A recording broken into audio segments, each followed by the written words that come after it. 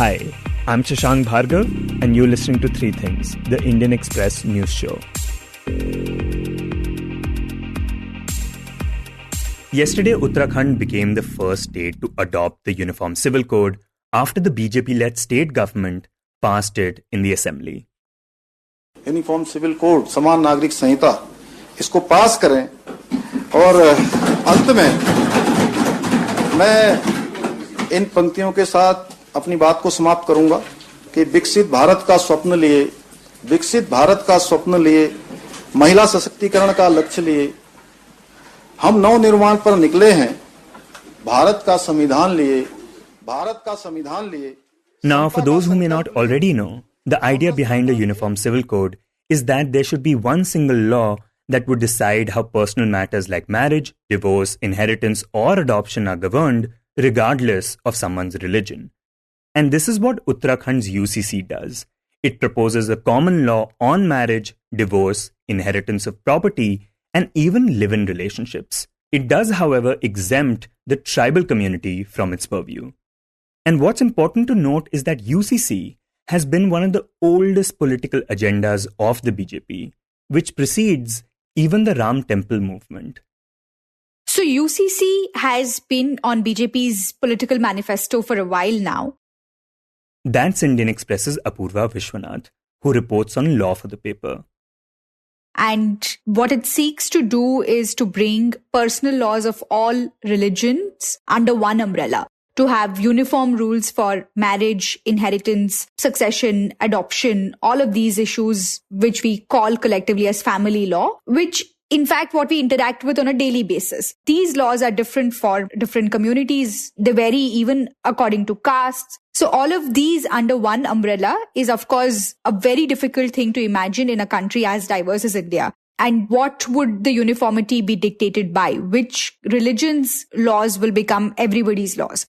Right, and in the past, many in the minority have been critical of this idea because they fear that this one single law will be skewed in favor of those in the majority. Yes, or whatever the new norms are, even if it's, say, something of the majority also chipped away, right? So every community which would have its own identity through these personal laws, that would sort of be covered by one big brush stroke. That is why UCC has been very contentious for a long time now. Now, other BJP-ruled states like Madhya Pradesh, Haryana, Uttar Pradesh, and Maharashtra have also announced that they would implement a UCC.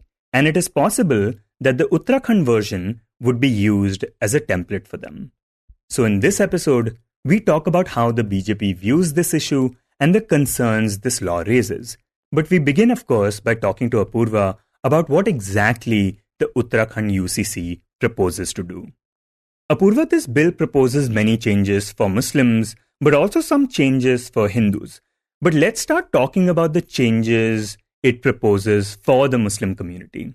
So Muslim personal law is governed by the Sharia Act of 1937. So it's not as if, Islamic law in itself is implemented in India for Muslims. There is a legislation, a codified legislation, which is used in the country. So the Sharia Act, of course, dictates marriage, inheritance, succession, and all of these issues. One of the key issues that we've seen been debated in the last few years, of course, has been the issue of polygamy and the minimum age of marriage for girls in Muslim law. Of course, after the triple talaq debate, which sort of began about 2014-15, what we've seen is this political rhetoric about tackling polygamy in Muslim law. So since Islamic law allows for polygamy, a uniform civil code would essentially undo it, would essentially outlaw it. So that is one big change that we see, because the uniform civil code in Uttarakhand clearly states that when you have a living spouse, you cannot marry again. So that means for Muslims, for Hindus, for everyone else, the law on polygamy is outlawed. We must remember that even Hindus, before the Hindu code came in, practiced polygamy.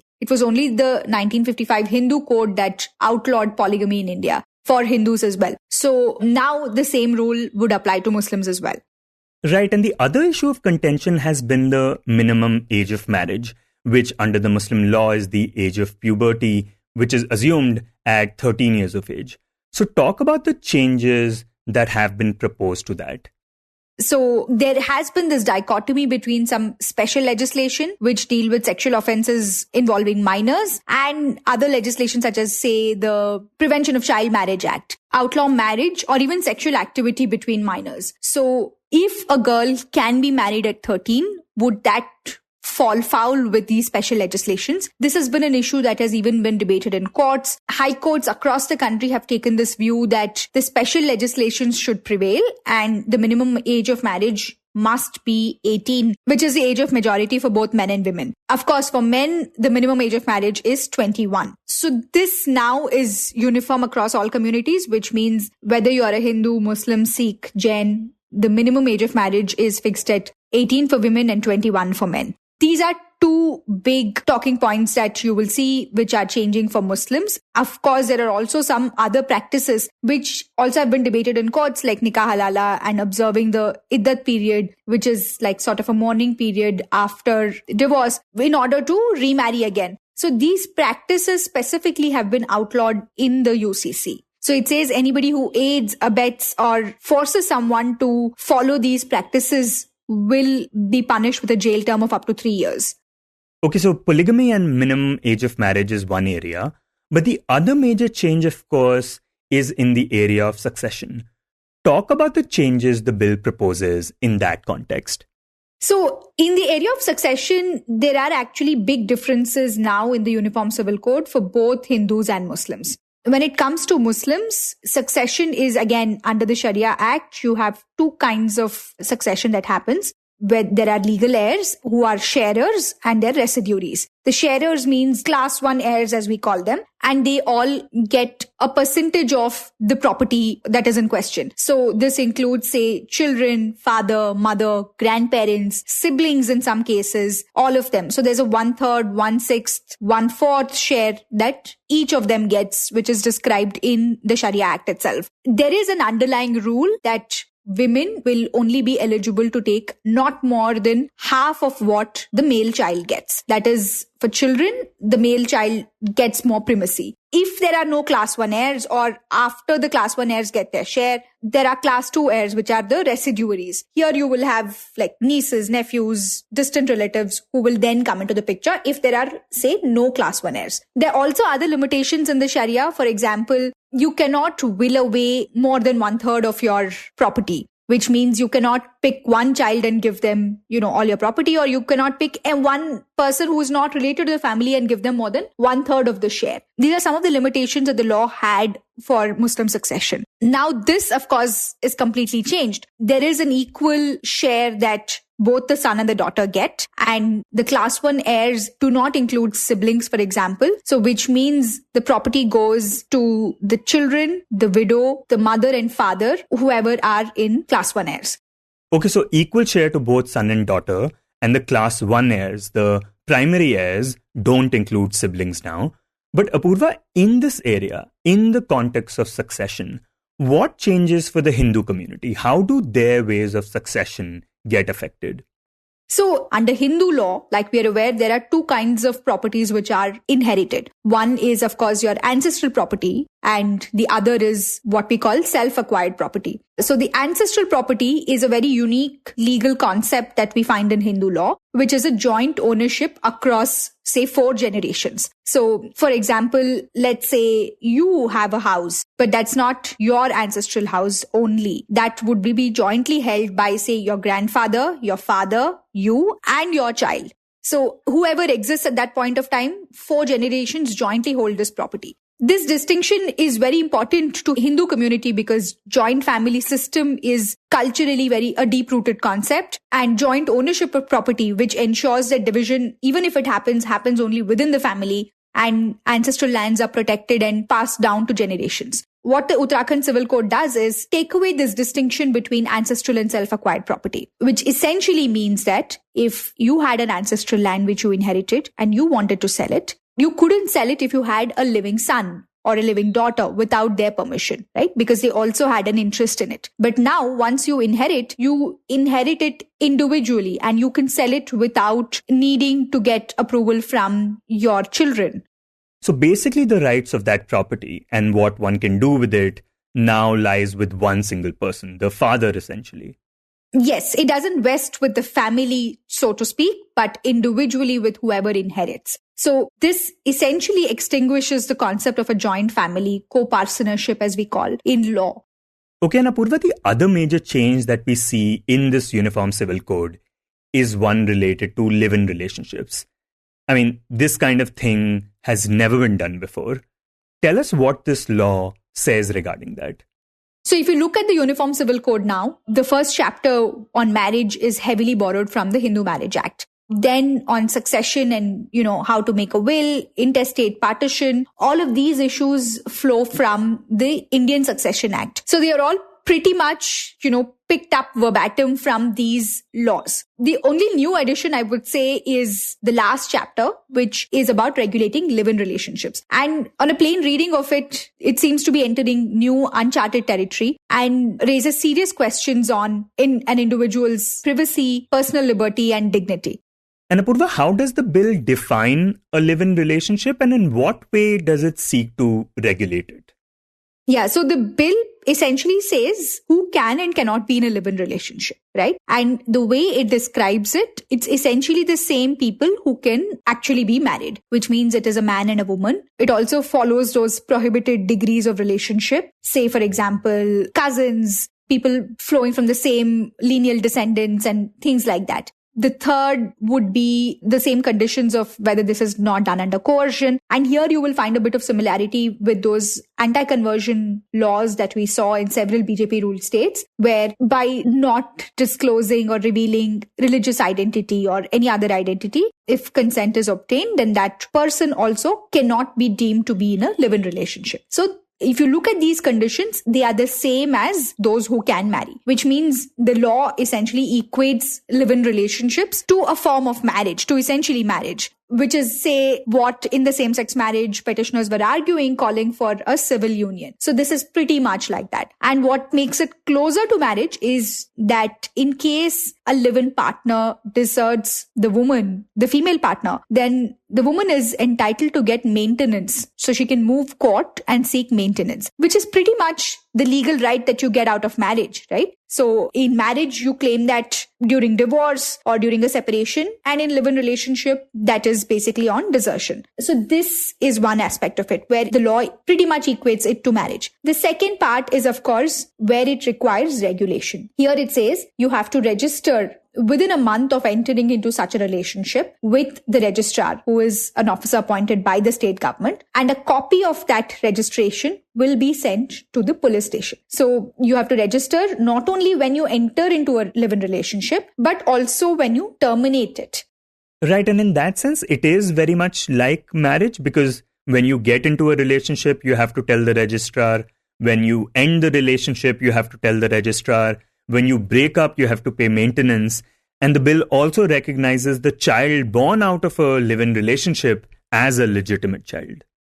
Yeah, the part about legitimacy of a child has sort of been settled. That even children born out of the wedlock, courts have on this issue been fairly liberal in the last couple of decades. So that now is codified. Of course, it is for the first time a personal law legislation does not use the phrase illegitimate children anywhere. So, which is a progressive thing. But to put the onus of registering your live-in relationship, with the state, no less, and also let the state know when you terminate that relationship. It is essentially policing personal relationships, which are not marriage, right? So marriage is where when the state comes in and what you did before marriage was your business. And now that's not the case. So on termination, you basically have to inform the registrar that you've terminated the relationship. And if you inform the registrar unilaterally, that is, if only one of the partners informs the registrar, then the registrar then informs the other partner. So to speak, there can be no ghosting because it's the registrar's job now to inform the other partner that the relationship has been terminated. So this level of intrusion into personal relationships is very concerning.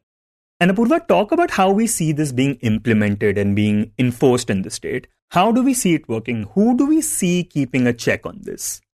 Essentially, that is the problem. Who's checking? Everybody. Because now you need a certificate that you need to carry around. So the policing can come not just from the state, but from anybody else. The registrar here is also empowered to conduct a summary inquiry, like we've seen in the anti-conversion legislations, where the district magistrate can conduct a small inquiry to satisfy himself whether this is a valid relationship. Similarly, here the registrar can call both the partners, talk to them and check. So this puts intercaste, interreligious couples instantly at risk.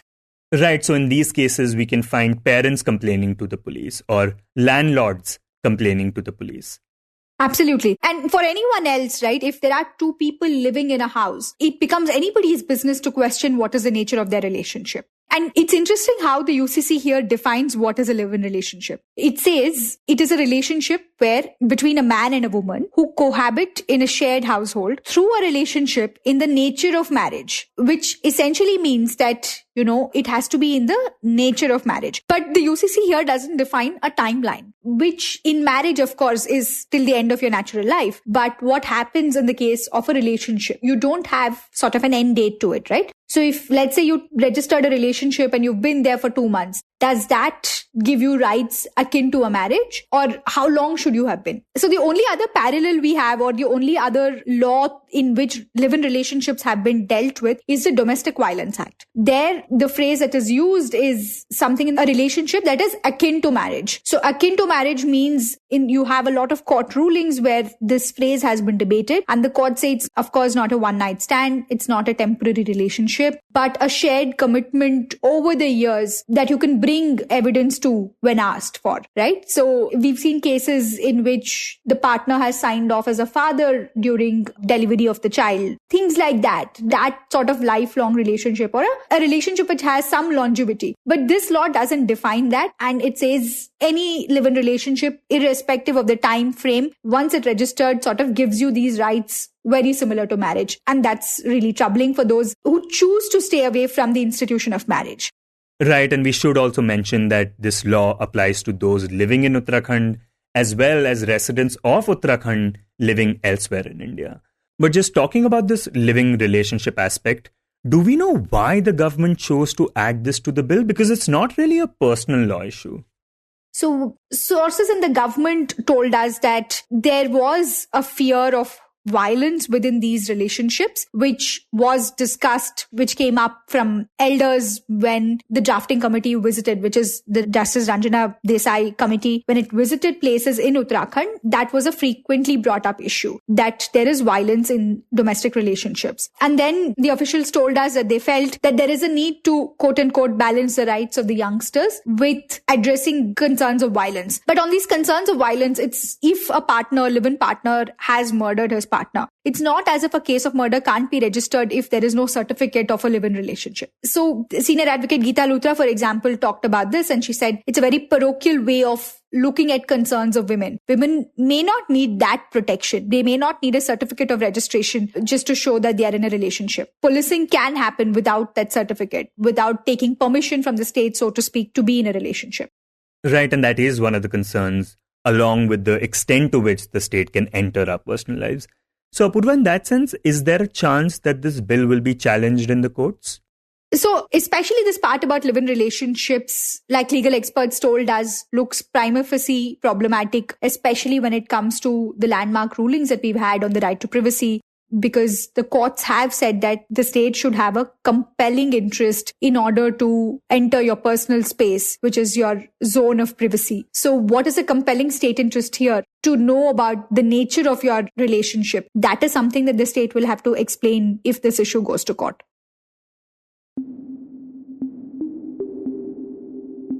Now, even though a version of this has existed in Goa since it was a Portuguese colony, like mentioned earlier, Uttarakhand has now become the first state to adopt the Uniform Civil Code. But the question is, why did the BJP choose Uttarakhand to begin with, and not one of the other states? When we spoke to Indian Express's Avaneesh Mishra, who reports on the state for the paper, here's what he told us.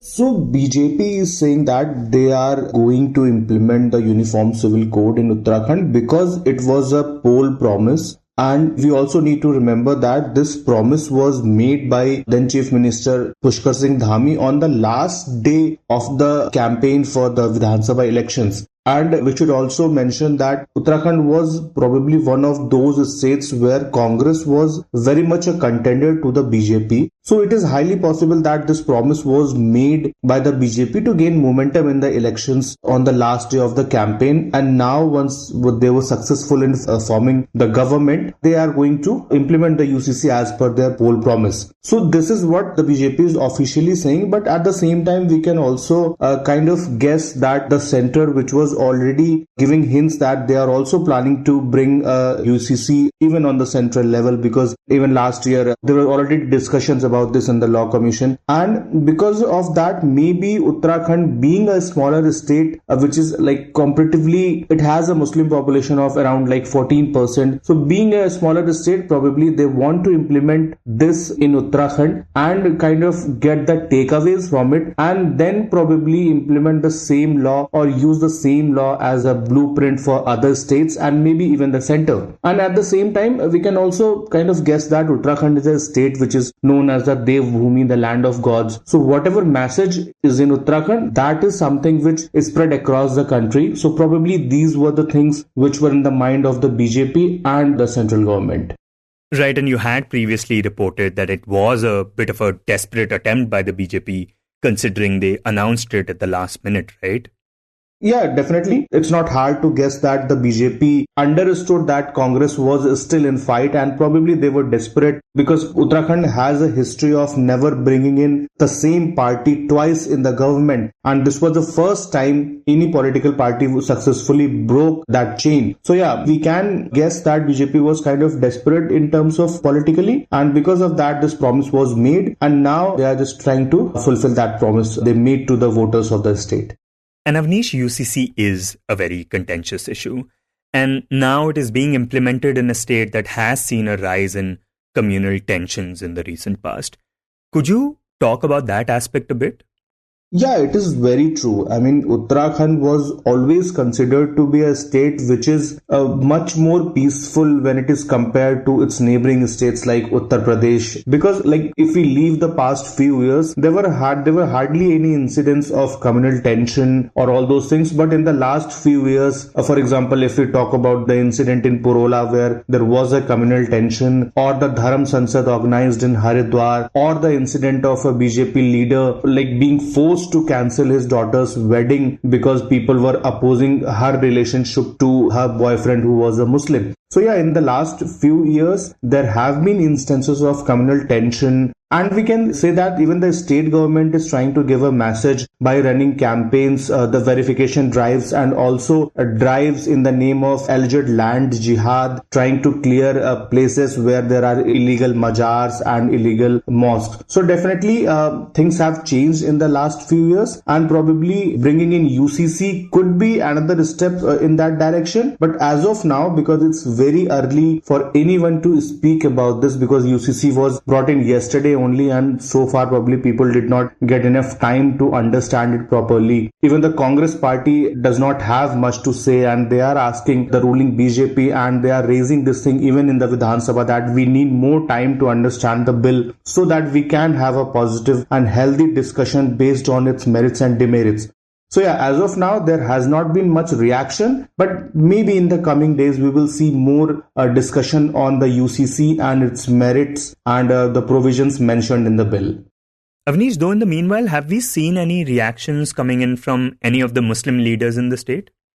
So yesterday I was talking to the president of the Muslim Seva Sangathan, which is a socio-political organization running majorly from Uttarakhand. So he said that there is nothing new in the bill for Muslims. So he was trying to make a point that the legal age of marriage is made uniform across all religions. But there are hardly any Muslim families who are marrying their daughters before she is turning 18. And there is already the POCSO law against it. He also talked about inheritance and mentioned that there are already provisions in Islam that 1/3 of the property is to be shared with the girl child. And also the provision in Islam that the wife of a deceased husband is already the first legal heir to his property. So what he was trying to say is that there are not many points prima facie which are going against the things believed in the Sharia law. So as of now, there has not been any opposition from any Muslim leaders, but probably once they will understand the provisions of the bill better and maybe they will have some kind of opposition. But as of now, the bill has been accepted positively in most of the areas of the state.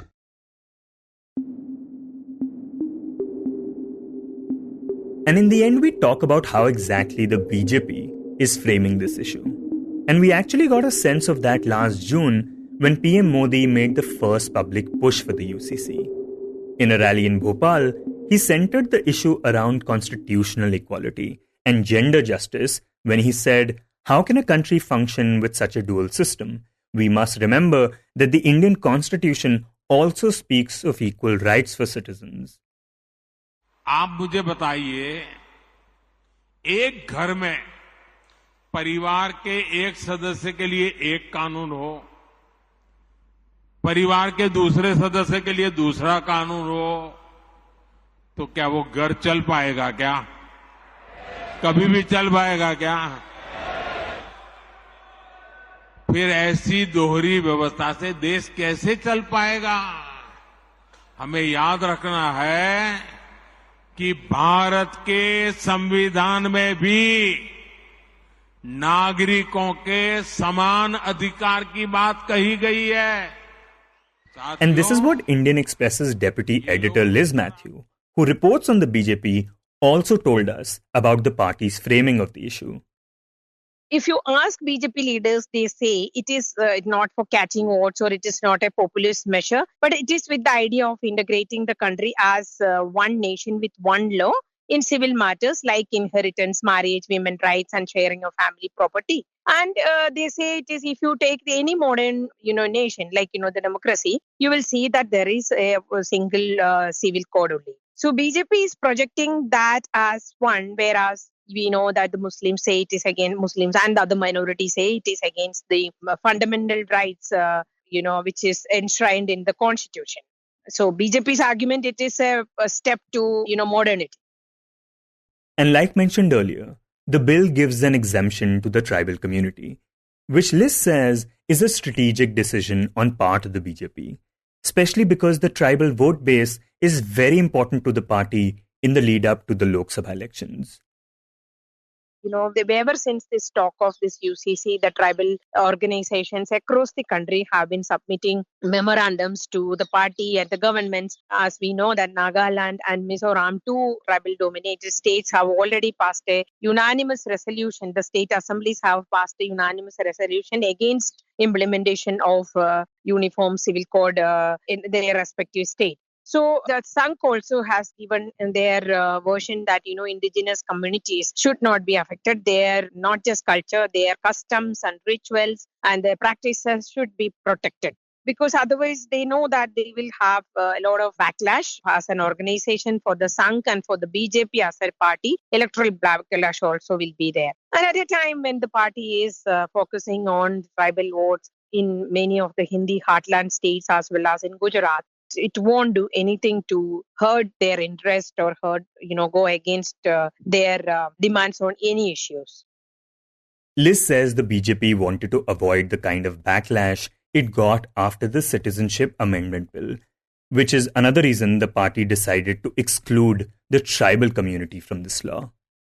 Suppose if there is a move for a nationwide UCC, obviously the tribal organization, when the moment it starts, they will have protests and others, the minority groups also will join. So that will definitely damage the optics the party wants to have in an election year. So instead, what they did was the states, they kind of subtly doing and giving the promises to this indigenous group that, you won't get affected and all. So it's state-wise, it is difficult. And CAA protest, it had become an international issue. Like, the images of youngsters and the university students and women are on the Shaheen Bagh. All these had affected parties and image, and also Prime Minister Narendra Modi is very particular about his image in the international community also. The party doesn't want to repeat that like I said, in an election year. And also, if you look at the past, the BJP, whenever it came to the political inconvenience, they kind of kept its core contentious agenda at the sidelines. So we know that now that the BJP has full clear majority, so BJP wants to go ahead with this core agenda. It will, in this frenzied atmosphere of like after Ram Temple, the BJP thinks that it will not just consolidate their support base, but also will please this, hardcore voters of BJP in the long run also. You were listening to Three Things by The Indian Express. Today's show was written and produced by me, Shashank Bhargava, and was edited and mixed by Suresh Pawar. If you like the show, then do subscribe to us wherever you get your podcasts. You can also recommend the show to someone you think will like it, share it with a friend or someone in your family. It's the best way for people to get to know about us. You can tweet us at Express Podcasts and write to us at podcasts@indianexpress.com.